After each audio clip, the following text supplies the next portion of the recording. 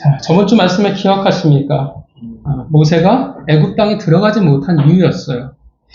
이해가 가지 않고 가장 막연히 또 억울했던 본문이라 생각할 수 있을 것 같습니다. 그런데 하나님이 분명히 말씀하셨던 건 뭐냐면 그의 분노의 문제가 아니라 믿음의 문제였다. 단지 하나님의 계시냐 안 계시냐의 구원의 문제를 말하는 게 아니라 하나님이 하실 일, 하나님이 이끌어갈 일에 대해서 너희가 믿느냐 믿지 못하느냐의 믿음의 문제였어요. 그러니까 가나안 땅이라는 것은 구원받은 백성이 들어가는 땅이 아니라 구원받은 것은 당연하고 그리고 뭐가 필요하냐 하면 하나님이 이끌어 가실 거라는 믿음이 있냐 없냐가 가나안 땅이에요. 그래서 출애굽 1세대는 실패해버리고 말았습니다. 가나안 땅으로 그들은 인도하실 거라고 믿지 않았어요. 그런데 또 동일한 잘못을 누가 지금 되풀이하고 있냐면 모세가 되풀이했다라는 것입니다. 하나님이 이제 가나안 땅으로 출애굽 2세대를 이끌어 갈 거라는 것을 믿어야 되는데 그의 믿음이 무너져버리고 말았습니다. 거기에는 분명 그의 좌절과 분노가 있었습니다.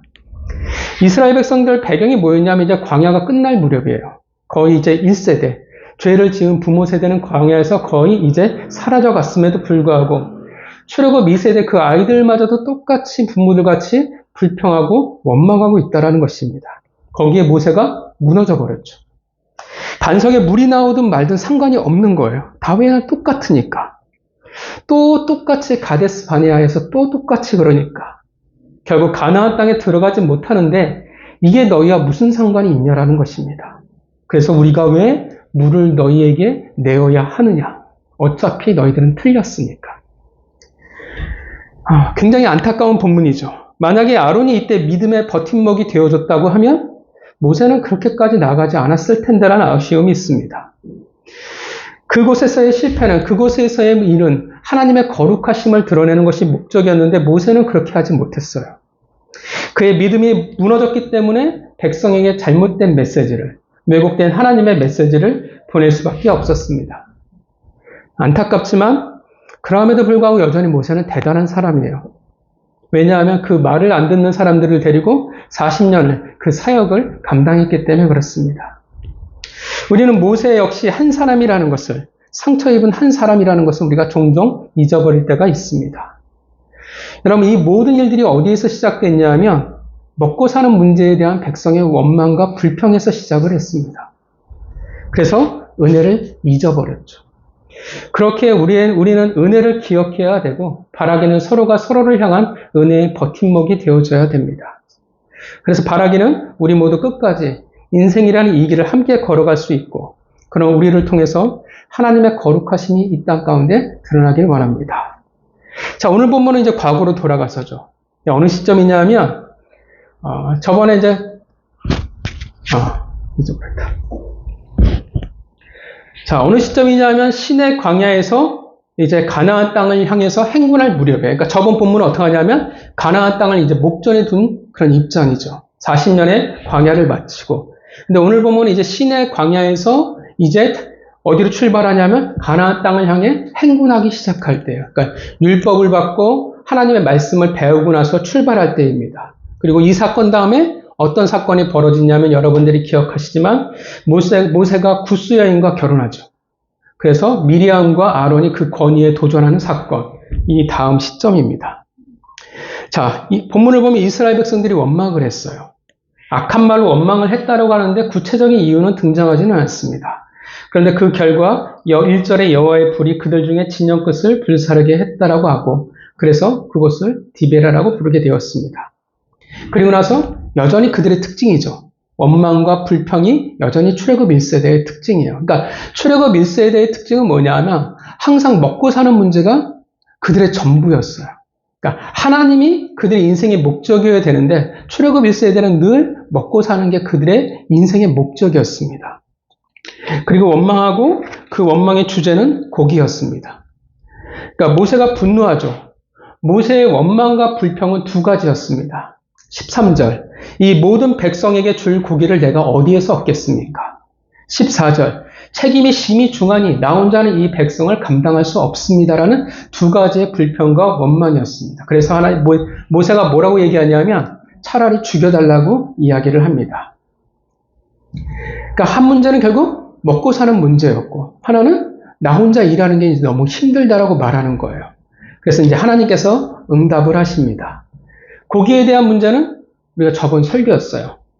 몇 달 전 설교였고, 자, 이제 두 번째 문제를 하나님께서 오늘 본문에서 해결해 주시는 본문입니다. 어떻게 해결하시냐면 16절 모세에게 말씀하여 장로와 지도자가 될 사람 70명을 모아 회막에 함께 서 있도록 말씀하십니다. 그때 내가 강림해서 내게 임한 영을 그들에게도 임하게 할 것이라 말씀하세요. 이 70명은 하나님이 지명하신 사람도 아니고 특별히 이때 70명을 뽑은 사람도 아니에요. 왜냐하면 하나님이 모으라고 말씀하신 것은 이스라엘 각 지파에서 새로 뽑는 사람들이 아니라 이미 어떻게 해요? 뽑힌 사람들이에요. 모세가 이미 알고 있는 사람들이라는 것입니다. 16절에 뭐라고 말하냐면 내가 알기로. 그래서 이들은 70인들은 딱 하면 어떤 생각이 먼저 떠오르냐면 출애굽기 24장에 시내산에서 하나님을 만나러 갈 때 70인의 장로들이 같이 따라가요. 아마 그 사람들일 거라 저희가 볼 수 있습니다. 그런데 이미 이 70명을 알고 있어요. 근데 모세의 불만은 뭡니까? 장로들이 있잖아요. 이미 각 리더들이 있다라는 거예요. 근데 모세의 불만은 뭐냐면 나를 돕는 사람이 없다라는 거예요. 나 혼자 일하는 게 너무 힘들어서 이제 못 해먹겠다라는 거예요.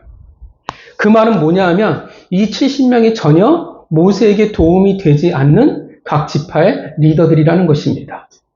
우리가 알지만 이스라엘 백성들은 조직을 출애굽 이후에 두 차례에 걸쳐서 조직을 정비해요. 출애굽기에서 장인 이드로를 통해서 천부장 제도를 정비했고요. 민수기에서 각 지파의 군대 장관을 세웠지만 여전히 이스라엘이라는 그 공동체는 조직에 문제가 있었다라는 것입니다. 여전히 각 지파의 지도자가 세워졌음에도 불구하고 전혀 모세와의 도움이 되어지지 않아요.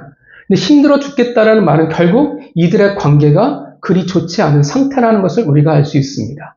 그러니까 우리가 성경을 쭉 보면 이스라엘 백성들과 모세의 사이가 그리 좋지가 않아요. 18절부터 23절은 거기에 대한 문제니까 본문을 넘어가고요. 24절 모세는 그들을 불러 하나님의 장막에 둘러 세웁니다. 그리고 하나님의 영이 임하고 그들이 예언을 해요. 차이가 있죠. 하나님은 그들에게 분명 모세와 차이가 있다는 것을 선을 긋습니다. 25절 그들이 예언을 하다가 다시는 하지 아니하였더라. 그러니까 모세와 다르다라는 거예요. 후에 민수기 12장 6절 7절에 이렇게 말하죠. 이르시되 내 말을 들으라. 너희 중에 선지자가 있으며 나 여호와가 이상으로 나를 그에게 알리기도 하고 꿈으로 그와 말하기도 하거니와 내 종 모세와는 그렇지 아니하니 그는 나의 온 집에 충성됨이라. 자, 본문은 다 좋아요. 잘 흘러가고 있는데 문제가 생겼어요. 어떤 문제가 생겼냐면 26절에 두 사람이 오지를 않아요. 그 두 사람은 엘닷과 메닷이라는 사람이었습니다. 두 장로예요. 엘닷은 하나님의 친구, 메닷은 우정이라는 의미를 가져요. 근데 이 이름의 뜻이 한 흐름이죠. 그죠? 하나님의 친구, 우정이에요. 그래서 형제 혹은 가까운 친족이라고 생각해 볼 수 있습니다. 왜 그들이 모세의 부름에 안 왔는지 성경은 말하지 않지만 사실 상식적으로 이 두 사람이 모세의 부름에 응하지 않는 것은 상식적으로 말이 되지 않습니다. 왜냐하면 지도자가 오라고 했는데 안 온 거예요. 더군다나 이 모세의 명령은 누구의 명령이었냐면 하나님의 명령이었어요. 그러니까 하나님의 명령이 떨어졌음에도 불구하고 두 장로는 모이지 않았다라는 것입니다. 후에 28절의 여호수아의 반응을 보더라도 그 두 사람은 모세와 편치 않은 관계예요. 아마도 70인의 장로 중에서 모세와 가장 사이가 안 좋은, 가장 갈등이 큰 두 사람이었을 거라 생각해 볼 수 있습니다. 엘닷과 메닷은 모세의 그 지도자 권위에서 쓴뿌리와 같은 사람이었을 것입니다. 그러니까 항상 조직에는 그런 사람이 존재해요. 공동체가 연합이 되는데 항상 걸림돌이 되는 사람들, 권위에 도전하는 사람들이 항상 생기기 마련입니다. 또 늘 공동체에는 옳은 소리로 칼을 날리는 사람들이 있어요. 그러니까 판사 같은 사람들이 있죠. 내가 옳은 것을 지적하면 그것을 통해서 지도자가 혹은 공동체가 잘 될 거라 생각하는 사람들이 있다라는 것입니다. 물론 공의도 필요한 것은 사실이지만 우리가 알기로 옳은 소리로 공동체가 만들어지지는 않습니다. 우리가 쉽게 생각하면 부부가 그러잖아요. 하나님이 세우신 공동체. 부부가 서로 옳은 소리를 하면 어떻게 되어질까요? 아름다운 가정이 만들어질까요? 그러지 않을 가능성이 훨씬 더 클 수밖에 없다라는 것입니다. 그래서 사도 바울이 연합할 때, 연합을 가르칠 때 뭘 가르쳐요? 옳은 소리를 하라고 가르치는 게 아니라 오래 참으라고 제일 먼저 시작을 한다라는 것입니다. 그런데 말이 안 되는 건 뭐냐 하면 회막에서 그들이 모세 앞에 나오지도 않았는데 두 사람에게 하나님의 영이 임했어요. 그리고 예언을 한다라는 것입니다. 이 일을 모세의 비서실장이었던 여호수아가 듣게 되고 열받았어요. 왜냐하면 그 두 사람은 나쁜 놈들인데 하나님의 영이 똑같이 임하고 그리고 예언을 한다라는 것입니다. 공동체의 쓴뿌리인데 그래서 모세에게 말하고 그들을 말려야 한다라고 조언을 합니다. 이에 대한 모세의 답변이 참 대단해요. 29절에 뭐라고 말합니까? 같이 읽겠습니다. 시작.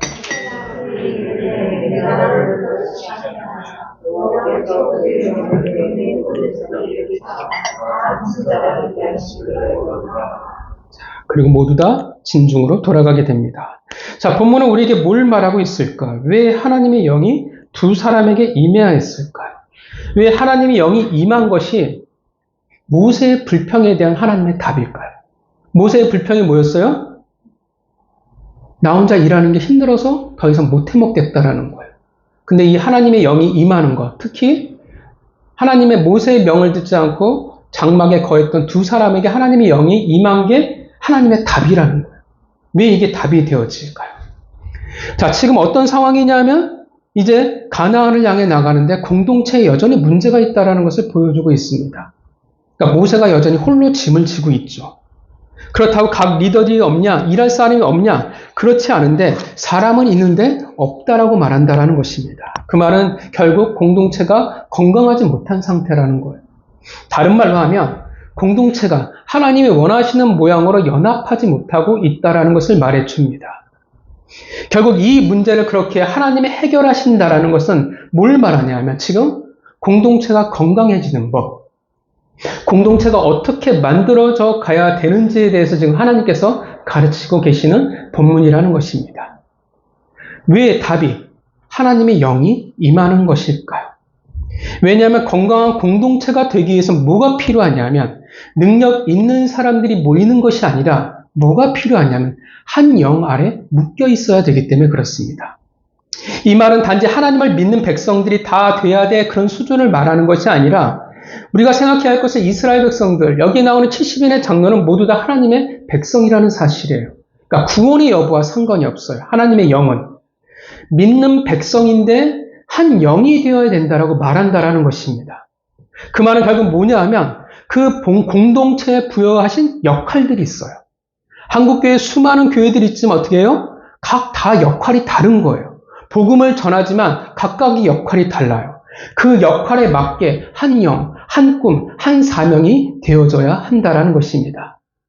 그 기준은 뭐냐면 그 공동체에 세워준 리더가 기준이 되어져요.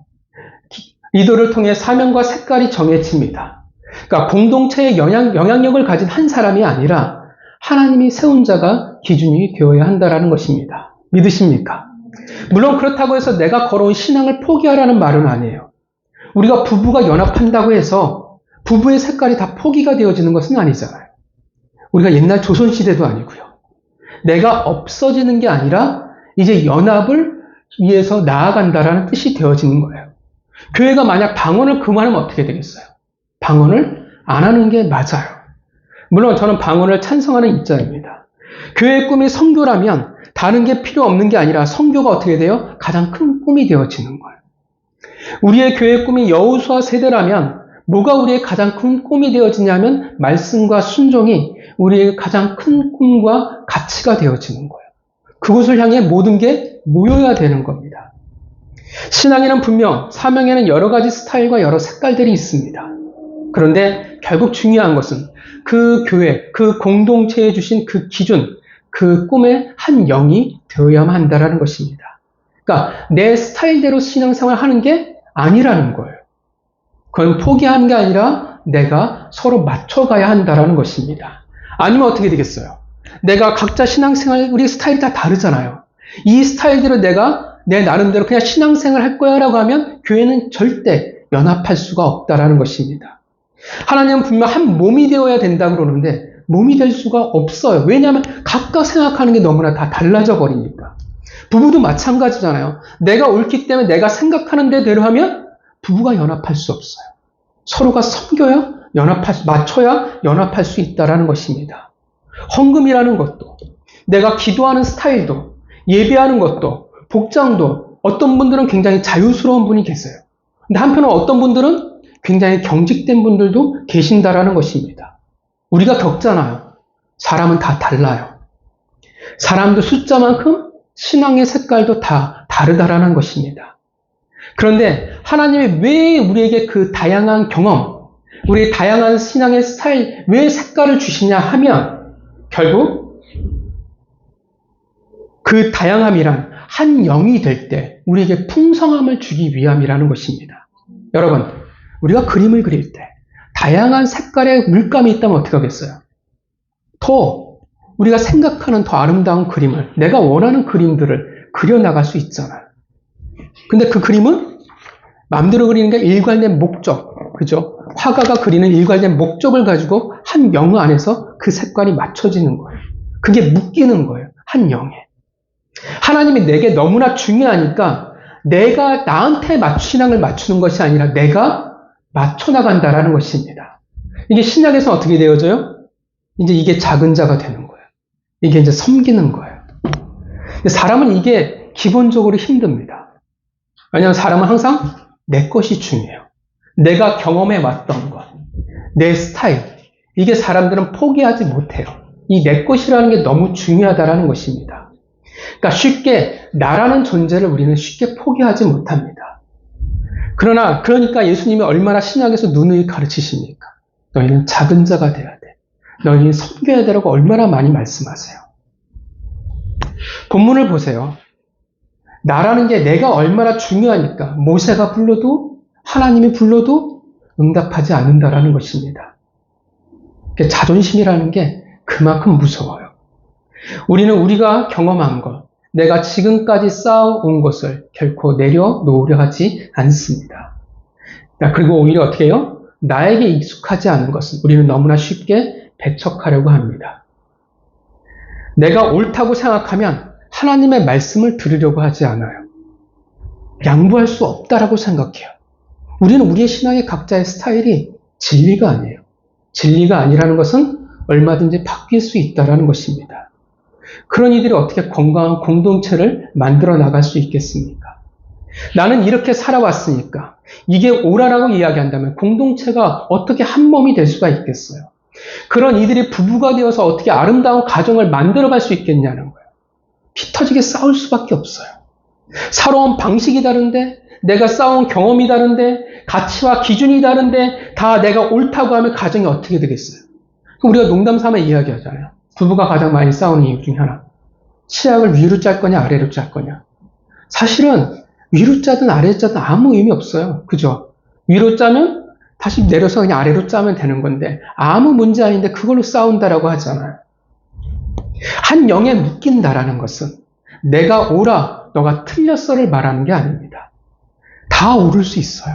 여러분 모두가 다 옳을 수 있어요. 틀리지 않아요. 틀렸다고 말하는 것도 당신이 잘못됐다라고 말하는 것도 아니에요.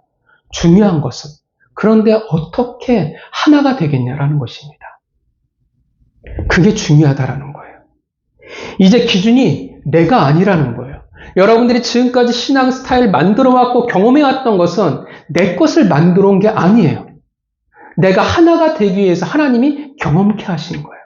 근데 여전히 내 것이 중요하다고 이야기하면 여러분들의 경험은 목적에서 어긋나 버린 거예요. 이제 내가 기준이 아니라는 사실을 우리가 받아들여야 됩니다. 내 기도의 스타일이 있을 수 있어요. 나는 방언 기도가 좋고, 난 통성 기도가 좋고, 난 소리 높여 기도하는 기도가, 난 묵상 기도가 좋고, 각자의 신앙의 스타일이 있고, 은사를 바라보는 관점이 있을 수 있고, 내가 교회에서 각각 경험한 여러 수많은 경험들이 있지만, 그보다 중요한 것은 우리가 어떻게 하나가 될 수 있냐, 어떻게 한 영에 묶일 수 있냐라는 것입니다. 리더들만 그렇게 하는 게 아니에요. 모세가 말하죠. 29절에 여호와께서 그의 영을 그의 모든 백성에게 주사 다 선지자가 되게 하시기를 원하노라. 모든 이들이. 하나님의 공동체에 속한 모든 이들이 다 그렇게 되어야 돼요. 그 공동체에 하나님이 주신 역할, 그 꿈, 그 사명, 그 색깔의 하나가 되어야 하는 것입니다. 믿으십니까? 우리가 그것을 실패해버리면 민수기 11장의 반복이에요. 하나님이 이 사건을 기록하신 목적이 있을 것 아니에요. 그 목적과 그 가치를 낭비하는 것과 다를 바가 없습니다. 하나님이 세우신 그 두 공동체, 가정과 교회, 얼마나 소중합니까? 내가 아닌 하나님의 뜻이 더 중요한 것이 당연히 맞지 않겠습니까? 불평과 원망이 가득한 우리가 공동체를 굳이 만들 필요가 없다라는 거예요. 그러라고 하나님께서 우리에게 가정과 교회를 주신 게 아니라는 것입니다. 우리들의 각각의 신앙의 스타일, 여러분들이 경험했던 수많은 신앙의 스타일들, 다 소중합니다. 그러나 더 소중한 것이 있다라는 사실을 우리는 기억해야 합니다. 하나님의 공동체는 하나님이 주신 그 역할과 꿈에 그 한 영에 묶여 있어야 합니다. 우리에게 바라신 그 역할대로 우리는 하나가 되어야 합니다. 물론 어색할 수도 있겠죠. 신앙 스타일이 나하고 안 맞는다라고 생각할 수도 있어요. 그렇다고 여러분, 엘닷과 메닷이 옳다고 말할 수 있겠습니까? 쉽지 않은 과정이에요. 부부가 연합하는 그 과정을 보더라도 쉽지 않아요. 그래서 뭐가 중요하냐면 기준이 중요한 거예요. 그래서 말씀이 중요해요. 설교가 중요해요. 말씀을 통해 성도들을 훈련하는 것들이 중요해요. 왜냐하면 그게 가장 하나님이 우리에게 주신 그 역할과 색깔, 그 꿈을 가장 잘 표현해주고 보여주는 것이기 때문에 그렇습니다. 말씀을 통해 우리는 기준을 알아가요. 그리고 우리에게 주신 그 색깔이 무엇인지를 우리는 배워나갈 수 있습니다. 성도 여러분, 하나님이 여러분들을 이 공동체에 부르신 것을 믿으십니까? 하나님의 말씀에 벗어나지 않는다면, 하나님의 격을 잃어버리는 것이 아니라면 내게 익숙한 것을 내려놓고 하나님의 공동체가 하나가 되어지기를, 한 영에 묶여 있기를 바랍니다. 모세의 발언과 고백처럼 우리가 다 한 영이 되길 원합니다. 나의 익숙한 것이 아니라 내 것, 내 방식, 내 경험이 아니라 하나님이 원하시는 것이 우리의 우선이 되기를 바랍니다. 더 나아가 우리 PG에서도 선교사님의 그 부르심대로 그 한 영에 묶인 공동체가 혹은 하나님의 나라가 만들어져 가기를 소망합니다. 그리고 역시 이 자리에서 우리 역시 어두운 이 땅에 하나님이 기뻐하시는 한 영에 묶인 공동체가 되어지기를 주님의 이름으로 축원합니다.